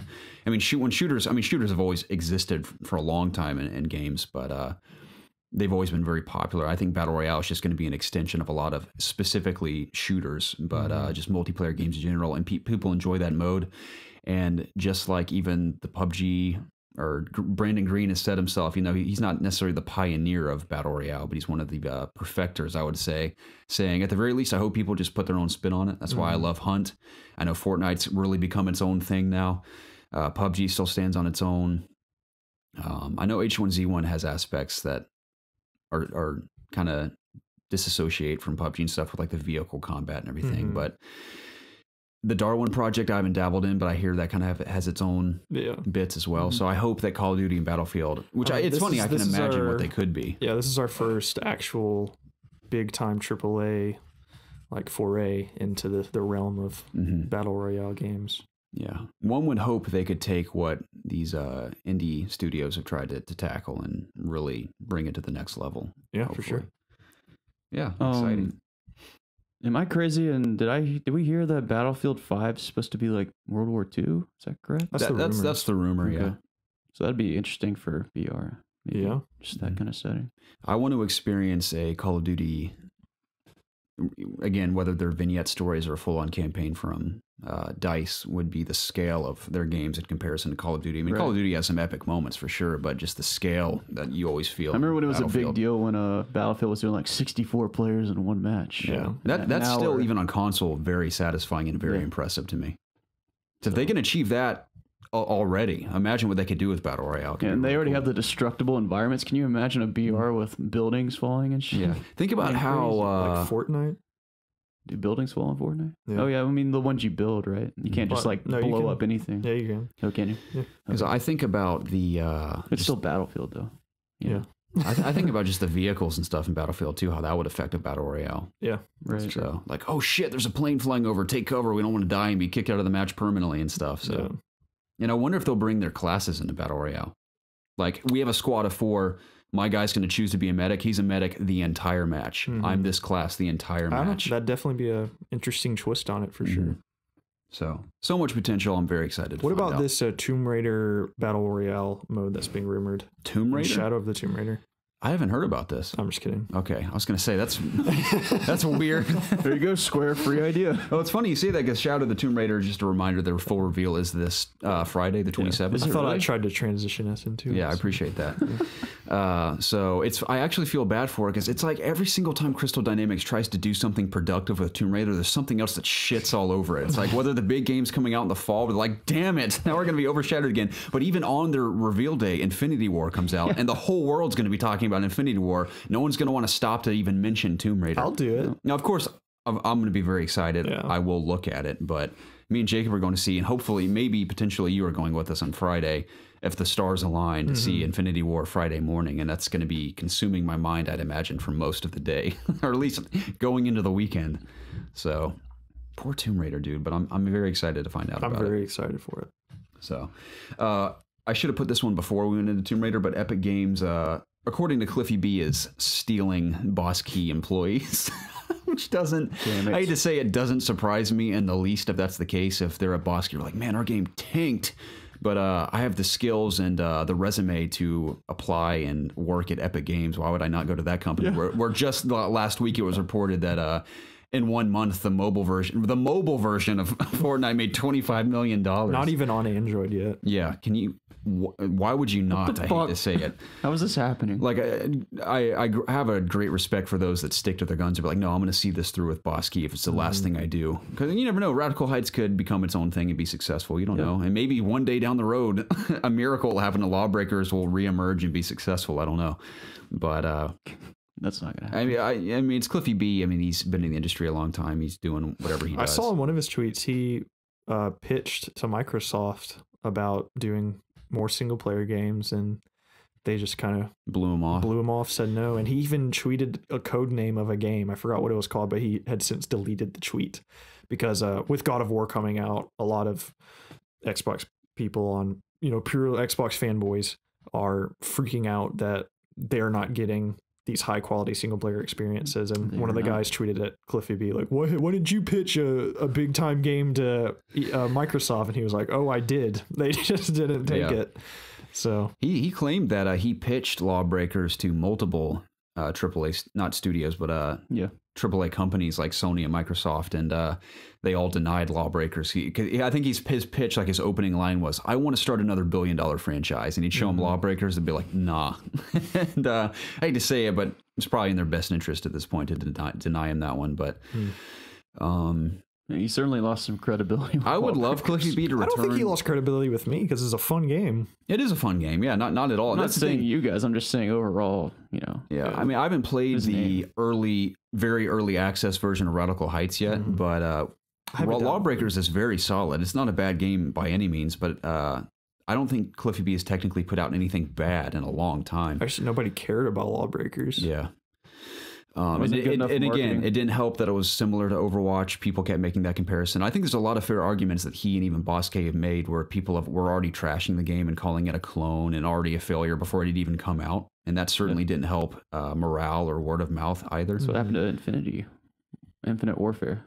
Yeah, it was trashed oblivion. Again, it still sold very well. And critically, it was praised. Not really praised, but it was received very well. Of course, there's always that vocal, which seems to be a majority online, that trashes everything like that. But and again, it didn't help that PUBG, like they said, which I think is a fair argument, was emerging at that time and just took over almost all multiplayer. There were certainly a lot of factors. So, but I'd love to see Cliffy B at one point return to kind of the top level of game developers out there with like the Neil Druckmanns and the Cory Barlogs. Be a great story, wouldn't it? Because he's such a character, and he very much is like a punk rock star of like the game industry. I always loved when he was like at the top of his game with the Gears franchise, like middle of like Gears 2 level, where he would do interviews with like women in bikinis and stuff. It's like on a bed talking about his success with Gears. It's so ridiculous, but so entertaining, and I miss that version of Cliffy B especially. And it makes me sad too that he's like the butt of a lot of people's jokes. So that's what whenever I see someone down in their luck like that or an underdog, I want to see them crawl out of it and become successful again. So hopefully in time he can return to that, whether with Boss Key or another studio. I don't know. But man, does he potentially regret he left Epic Games when he did? What's that guy's name that made A Way Out? I can't remember his name. Yusuf something. Yeah. Apparently, I read something where he pitched that to Microsoft, right? Did you read this? Oh, before EA? I think it was Microsoft, or it was someone, but they turned him down. But then he went to EA, and they... Yeah, I got to hand it to EA, man. Even though for all their faults people complain about, you got to hand it to them for that one. Even games like I never played. What's that? We dabbled in Unravel, which I don't think anyone loved, but at least they funded some of that, didn't they? Because they published it. Yeah, they did. So that one, it was a good game. FE or whatever it is. So that was reviewed pretty well, also. So got to hand it to him for that. They're charming games. One more bit before we get to community questions, which everyone, I have to apologize. I'm going to read your questions, but we've potentially already answered them all in our God of War discussion, like an idiot. I forgot to read them before we talked about God of War. We answered them, so yeah. So we'll read them just to give you guys a shout out because you took the time to write them. But if there's anything, there are some that we haven't dabbled in yet that aren't spoilers. They're just funny little bits we can touch on. Let's just start over. Yeah. Pretend everything we didn't talk about God of War. We'll just start again. That was the pre-show. Yeah, we have an update on the Witcher Netflix series. This is very exciting. It comes from Isaac Monterose of Caught Connected. He says the upcoming Netflix adaptation of the critically acclaimed RPG series The Witcher is going to be 8 episodes long and will be filmed in Eastern Europe, according to the show's writer and executive producer, Lauren S. Hissrich. Hissrich tweeted that the decision to make the premiere season of Netflix's The Witcher adaptation only 8 episodes long was to make the show tight, action-packed, rich in character and story without lagging in the middle of the season. Hissrich also tweeted that the 2020 date is not set in stone, which I hope they take all the time they need because this has potential to be very awesome. Mm-hmm. And that is always the best news in the world to me when a show announces, like, look, it's only going to be 8 episodes, even less than that sometimes. I think Defenders was 8 episodes. That's what sucks is that Defenders is a poor example of that, but I think successful examples are Stranger Things, especially. Yeah. Especially season 1 of Stranger Things, that's very tight and compact. That was 8 episodes? It was 8. The first season was 8, second season was 9. Now, I think shows like we've discussed that suffer because of that, at least for me, are CW shows where there are 23 episodes in the season. It feels like a lifetime. It's ridiculous. I think there's more than that. That's why I'm excited. Sorry, Preston. You scared the crap out of me. But I like that right out front they're saying we're focusing on a tight, action-packed, story-driven, rich story without it lagging in the middle, which, again, The Punisher, cool series, but it lagged in the middle for me. Like, the 13 episodes is too much for this. You can do it. They could have done, I think Luke Cage is the best example of the Marvel shows. If they had done that in 5 or 6 episodes, it would have been so much better. But I loved Luke Cage. I loved it, but it did drag on. And once I don't want to spoil it for anyone who hasn't seen it, but when the villain transition happens, it kind of was less impactful for me. I liked that first guy. I kind of wish he would have stuck around. Me too. Yeah, I thought he was a much better villain than the second. So it's a shame. But exciting. I need to talk about Defenders really quick. Holy crap, that show was bad. Yeah, I did not like it. There was this one scene where they're getting in the elevator to go down. Yeah. The green screen was so bad. I thought of you. I was like, oh my God. Dude, it's a major pet peeve. It's even worse when I was watching Fellowship of the Ring with Casey recently. Yeah. And the green screen in that movie is better than one specific scene in Thor Ragnarok. Where I'm like, that just goes to show how embarrassing that scene is. I'm like, why?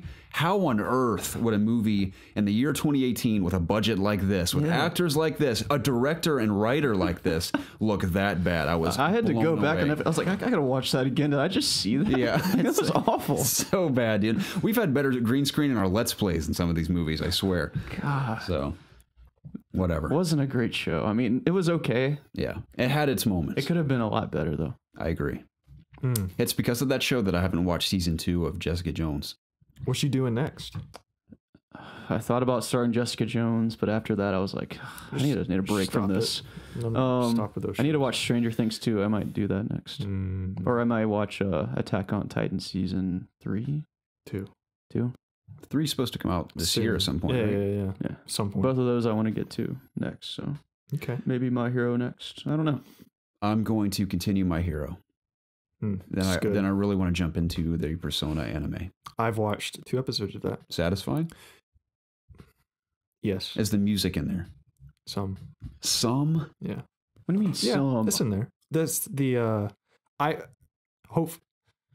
Yes. I wish they could just. They better have that song in when they infiltrate or when they. Like, I haven't got to that. I haven't got to that part yet. You know, they're not boss playing fight song. I might be really picky, but they're not playing as much as I want them to play it. Like I want it to be pretty much 100% of the time they're playing. No. So what's the main character's name?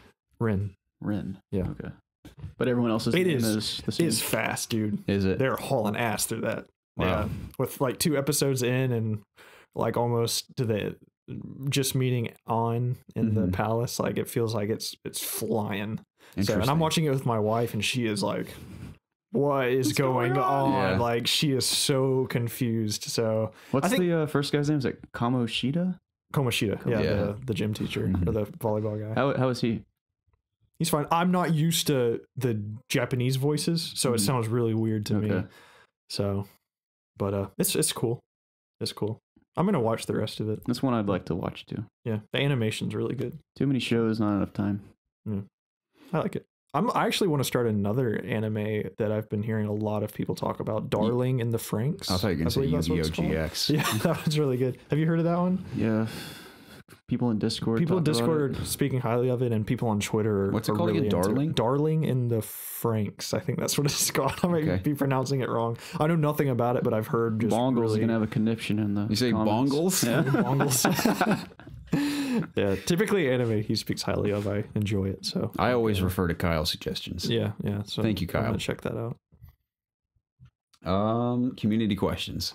Ladies and gentlemen, thank you so much for the time you invested into sending us God of War questions. I'm a fool and a douchebag for this. I'm so sorry. Because even earlier this week, I was like, hey guys, we're going to be doing a God of War review. So if you want to send us questions, please do so. And I failed you all. I'm so sorry.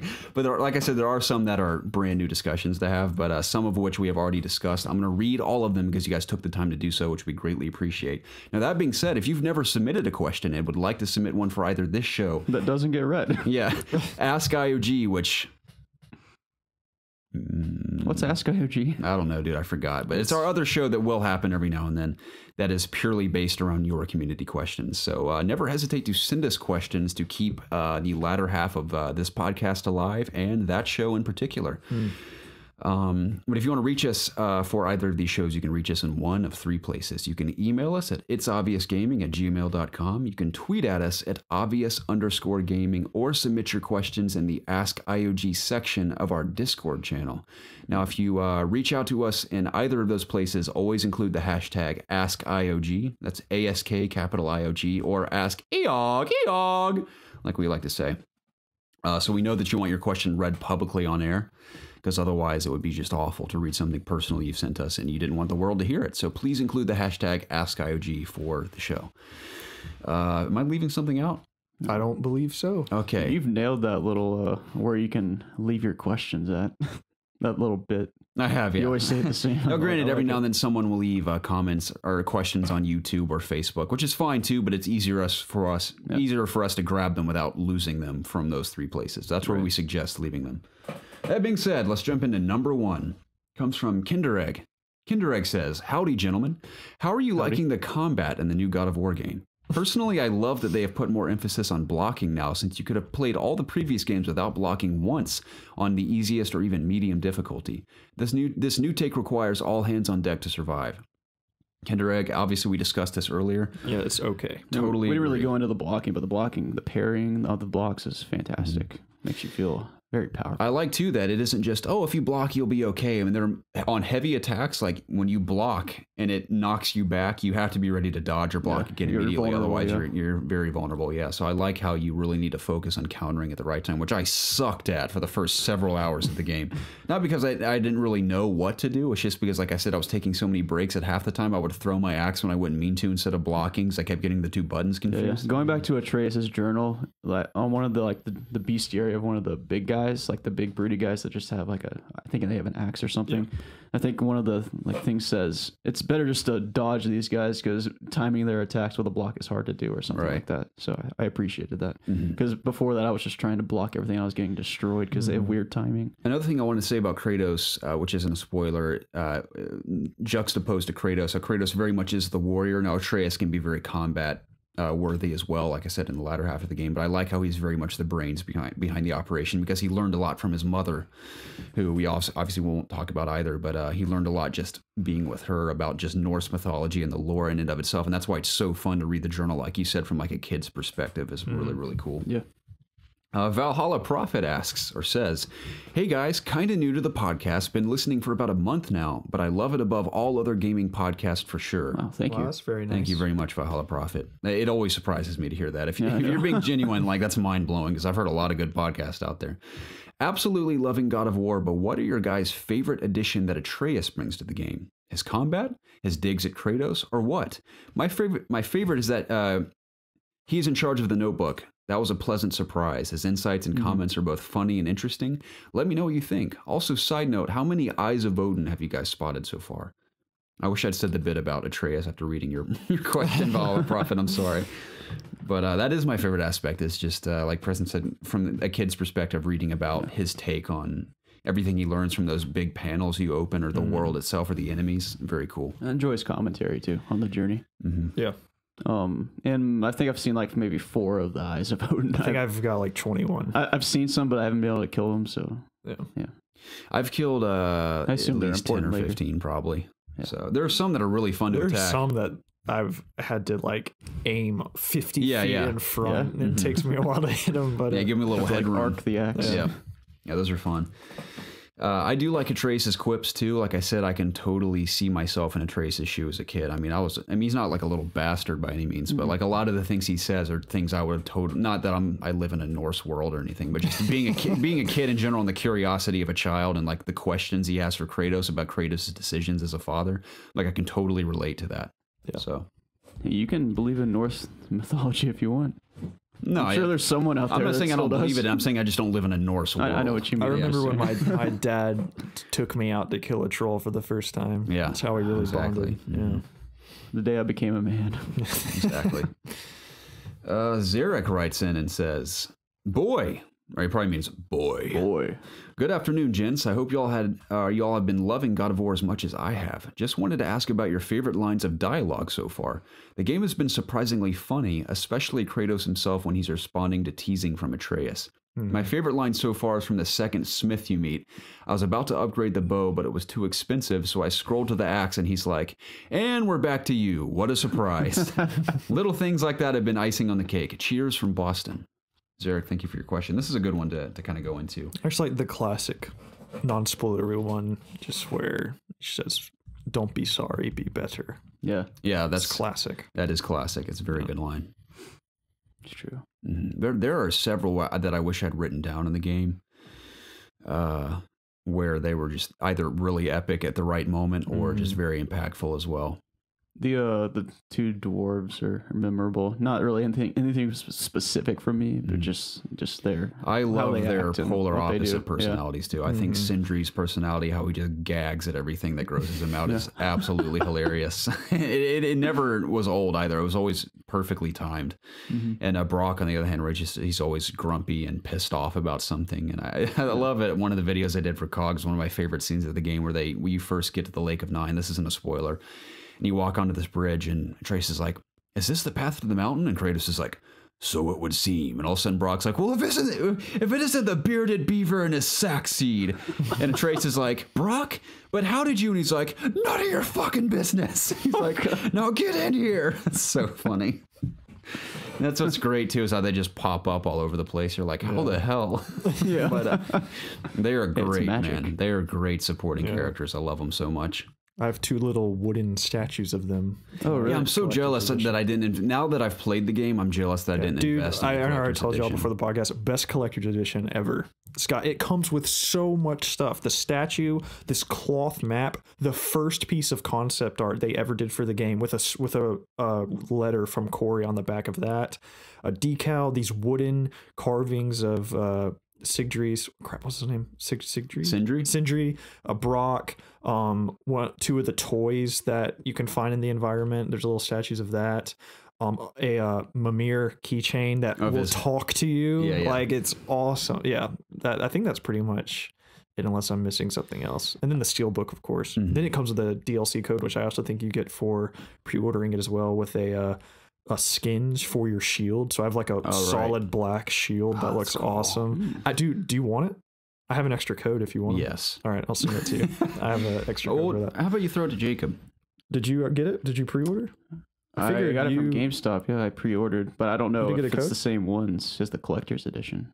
Oh, I have the collector's edition already. Did it come with like a blue one, a bright blue one? Yeah, I have it then. Okay, so give it. Okay. I'll give it to you. Cool. Yeah. There was There's like 3 different ones. There was a different also shield pack for the collector's edition. I believe it was different as well. Were they better? Are they cool? I don't remember. I just used the black one. Man, I would. Cool. I don't. Does your shield do you get better shields, or is it just like a look? I don't want to say. Okay, sorry. Yeah, F off. I don't want to say. I don't want to say I'm gonna go and anything play. about Just kidding. anything like that. I don't want to talk about Mimir because it's potentially spoiler worthy, but that keychain in particular, I mean, so Mimir. bad. Saying Mimir isn't a spoiler. Right, but he's in the trailer, but I'm not speaking anything else. I'm just saying it's of Mimir. I wonder if you can buy that keychain separately somewhere. And I imagine the collector's edition is sold out by now, but I would love that. So you like this guy that much that you want this Yeah, keychain? he is up there with one of my favorite characters in the game. I'm probably going to come back next week and be like in love with him. Yeah, he's awesome. He's dude. really cool. Yeah, that's great. That's so cool. Yeah. What were we talking about? Oh yeah, favorite lines. Yeah. Yeah, I'm gonna have to. It's a shame that I didn't write down some of my favorites, but there are countless that are they're awesome. Carlos Perez writes in and says, "Out of state for work, missing out on the release of God of War. So can you give me your best Zeus Kratos impression?" This is a throwback to Kratos from God of War, I guess 1 through 3. So how can I wish I memorized his just tirade at the beginning of 3, where he's on the Zeus? Yeah. You will not, or I think it's like to Gaia or someone. He's like, "You will not defy me, my vengeance," or something. So awesome. I'll never forget that opening to God of War 3. That is one of the most epic things I've ever seen in my life. I can't do Kratos. And the music combined with it is so epic. God of War 3 is one of the funnest games I've played. Yeah, that's why I love reflecting on, because I've only played God of War 3. Now, I've watched like the quote-unquote cutscene movies of all the other ones, but I haven't engaged with the gameplay necessarily, aside from the demo of God of War 2. But God of War 3, man, just reflecting on just the epicness and the way Kratos was, and just Greek mythology, and then how that transitions into the differences in this game. It is the coolest thing. Yeah, I watched one of those little recap videos right before I bought the new one. So GameSpot has a great 30-minute video called just the history of God of War, where they just go through how it just became a series and everything. It's a really good video. Yeah, that's one of the ones I watched prior to the new one. I will do my best version of current Kratos saying Zeus, because I'm not too familiar, because I know it's a different voice actor with previous Kratos, so I imagine he'd sound like, I can't get as low as the guy though. He is the deepest voice I've ever heard in my life. He's like, "Zeus." Boy. oh god, it's like a crow. Boy. Zeus. I can't get that low. Let's hear yours, Jacob. What am I saying? You're Zeus. With current Kratos. Like 3 or the current one? Current Kratos. If you can get that deep. You can do previous Kratos if you want. Zeus.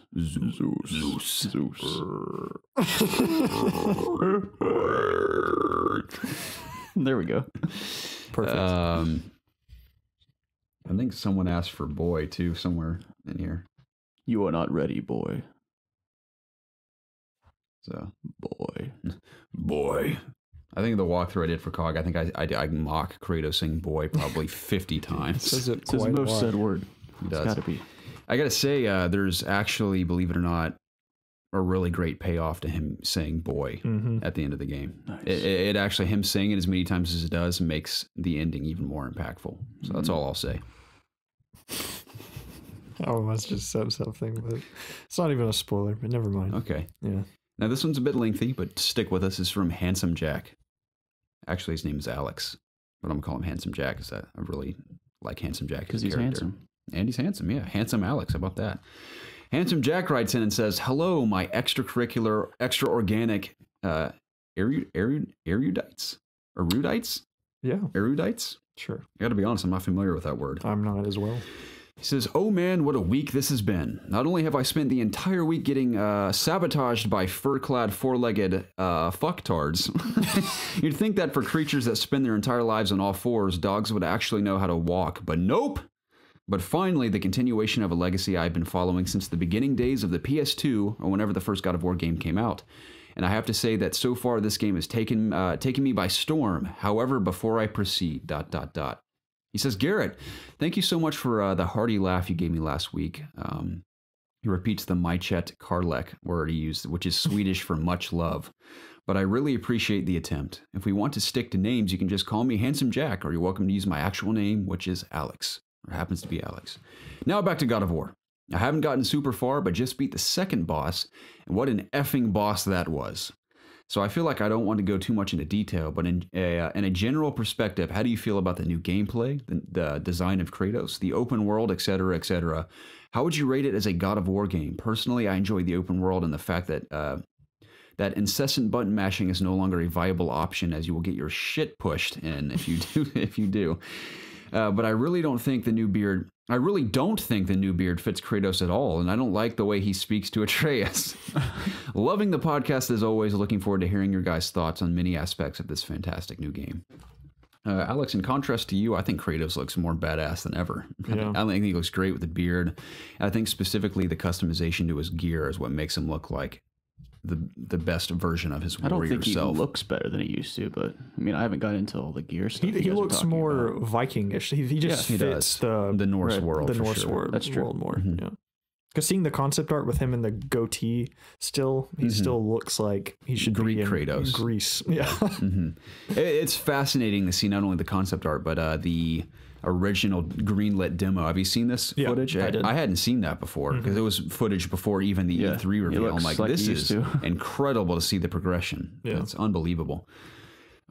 I love the Kratos' look. I think it's my favorite look of Kratos for sure. He's much buffer. Like he was more lean and ripped in the original trilogy, but he's much buffer. I mean, of course he's still ripped, but he's thicker in God of War. His new one. He's a thick boy. Yeah, he's a thick boy for sure. Yeah, it's old age thickness. Yeah, and he's Got that old man strength. Yeah, but yeah, he very much does in this game.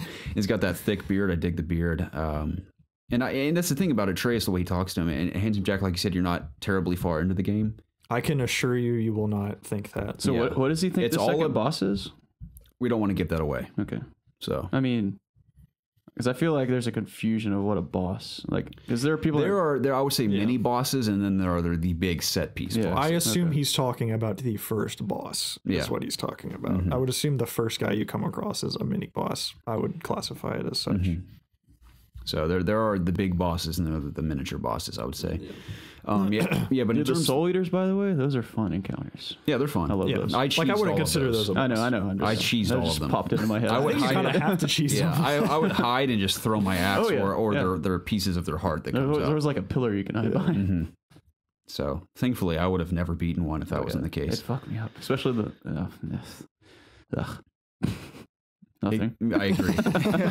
But Handsome Jack, like we were saying, in terms of the way Kratos addresses Atreus, it is totally worth how he initially talks to Atreus, and even how Atreus talks to him, and how they bond over the course of the game. It is all about the development of those characters, and it's a great ride. Yep. So I would say hold out on your impressions of that. Because I kind of felt similar to that. I'm like, man, these two are kind of being assholes to each other. And then by the end, I saw where it went. So it was cool. Christopher Callahan is the big finale in community questions this week.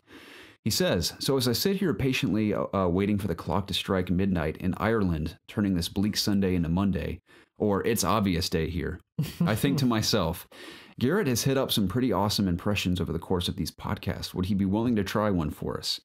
Kratos for God of War, he just says, quote, boy, like we were doing.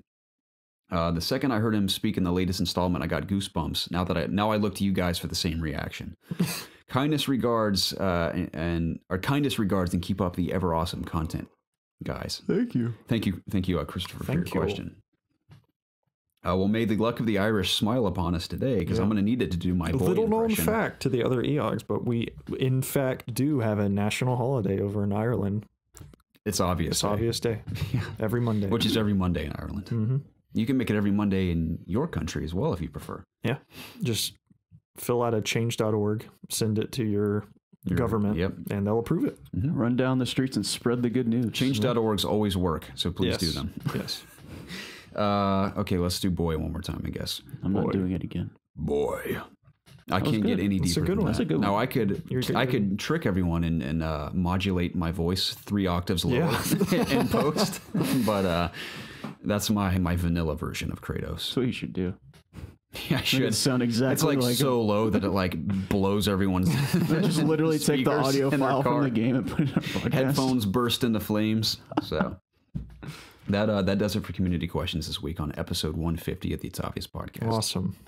Thanks for tuning in to the It's Obvious Gaming Podcast, the show where my 2 best friends and I get together every single week to discuss video games, obviously. You can find all of our content, including the video version of this podcast, over at youtube.com/ItsObviousGaming. And while you're at youtube.com/ItsObviousGaming, please subscribe to the channel. You will not want to miss, when you beat the game, our spoilers discussion of this game, which will be up probably around the same time as this podcast. Please leave us a review at Apple Podcasts. That helps us out tremendously. We really want to get on that new and noteworthy page, and you subscribing and leaving us a review puts us just as close as we'll ever get every review that we get. Be sure to check out our Discord channel, our Twitter page, Facebook page, all of that good stuff that's down in the comments below, which include our PSN tags and Xbox tags and anything you could ever need to get in contact with us. Guys, we got a review. Oh boy. Zarek17. Hey, we just read a question from Zarek. Dude. Thank you. Zarek, 5 double stars. whammy today. Relaxed, funny, and well-rounded. Eog. Eog. Thank you man. very much. We appreciate it. Yeah, 2 things before we conclude here. One's kind of disturbing and gross. The other is kind of cool. I'll talk about the bad, and that'll make the good Do you sound have to better. poop? Okay. No. Oh, wow. We haven't had Taco Bell yet. That's true. Are we going to get Taco Bell before we do the spoiler? Yeah, if review? you want. I would love that, Preston. Okay. It would be great. You want to ride together? Yeah. Yeah, that'd be great. Okay. Okay. It's funny. I have this horrible habit of picking my fingers when I'm in deep thought. Yeah. I I was just looking at your right thumb, wondering, Yeah. I was like, what'd you do? Yeah. Yeah. Isn't that awful? Yeah. It's a terrible that habit the I have. gross thing? Whenever I'm thinking very hard about something, I just pick at my fingers and don't realize it. You like look down your just bones. Yeah, it's practically. I have to make a very conscious effort not to pick at my fingers. Now, overall, I'm doing okay here, but it's mostly my thumbs I pick at. Like, look at this. Now, I looked down as you were doing the outro, and I kind of scooped it all off because I didn't want you guys to see it. I had like flakes of my skin just all over underneath wow. my mic. Ew. I'm thinking about seasoning my meal later with my skin shavings. Okay. But the better news, I think episode 150 is quite a milestone for us. Yeah. It's pretty rad. It's a lot of episodes. So I'm proud of us for making it this far, and we could have never made it without all of you. Yeah. This is the final episode. Goodbye. Help us go even further. Yeah. By I'm telling you, leaving man, reviews and Apple subscribing to the Podcast, channel. you'll see episode 1000 if we hit new and noteworthy. Dude, I suddenly don't even remember the nasty thing you just said. See? Yeah. Yeah, that's why I said it last. You're right. That's our swan song of episode 150 is that little bit of news. Awesome. So I loved this episode, by the way. I had a lot of fun talking Yeah, it about was a God of great War. episode. It's a good And I look discourse. forward to the spoiler discussion, Absolutely. and I just look forward to playing the game some more. Maybe one day I'll get to listen to you guys. Yeah. Wish I could join you, but Yeah. I can't. Preston's could? I a could madman join. for blowing through it that quick. So Yeah, I'm impressed. Man, that's what I do. he's actually going to Jeez. contribute a lot to the podcast. He's played more of the side content than I have. So You're I'm a looking forward. I'm madman. looking forward to hearing your Hey, man. thoughts on that. So it'll be fun. But we look forward to hearing from all of you in the comments below and continued discussions on Discord. Absolutely. Thanks for joining us, guys, and go have fun playing God of War out there. Amen, brother. Be wary of spoilers. Yeah. They're everywhere. Run from YouTube for at least until you finish the game. Except for us. You can watch our podcast. Yeah, we were safe. You're safe here. Mhm. Yeah. But with all that said, we look forward to seeing you guys next week and have a great rest of the week. Goodbye. Bye-bye now.